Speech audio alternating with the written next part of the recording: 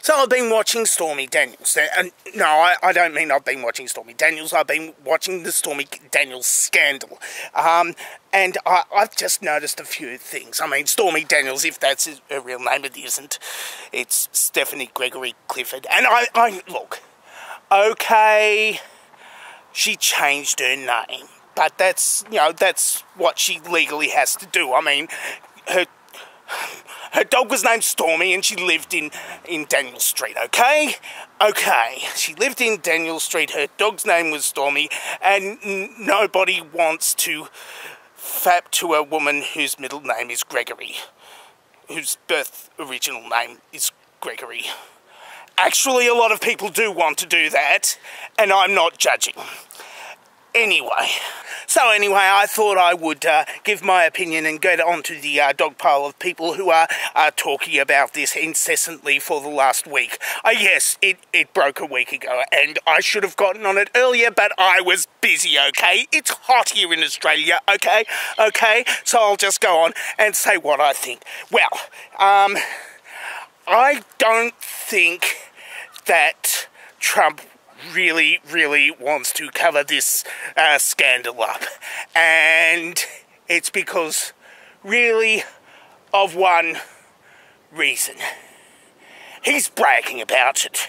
He's not bragging about it himself. He's just bragging about it in such a way that everybody else is talking about it. How he was having textbook generic sex with porn stars, and then having his bottom spanked with a copy of Forbes magazine with his picture on it. There's nothing about that isn't bragging.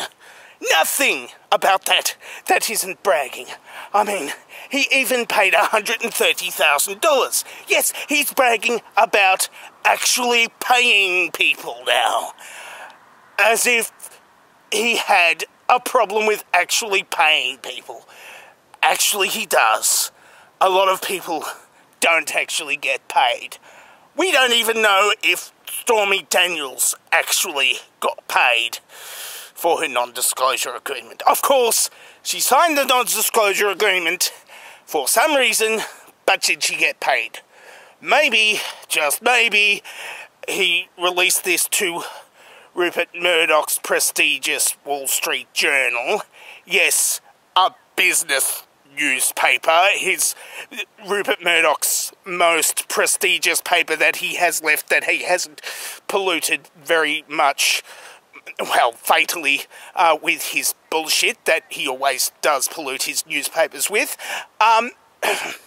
He has used the prestige of the Wall Street Journal to brag that he has been having sex with prostitutes while his hot Slovenian wife had just had her only child like a few weeks before that. Now, and then he violated election law by paying her off using election funds, which somehow is not to be permitted. And of course the upshot of all this is that Fire and Fury, that book about the first 100 days of Trump's first year as president, gets completely ignored in this 24-hour news cycle, which means, of course, that nobody is talking about it, and everybody is talking about Trump getting flogged with a copy of Forbes with his picture on it, and having textbook sex. I mean, and of course, Trump probably thinks that this is a good thing, because if it's in textbooks, that must be what they're teaching in schools.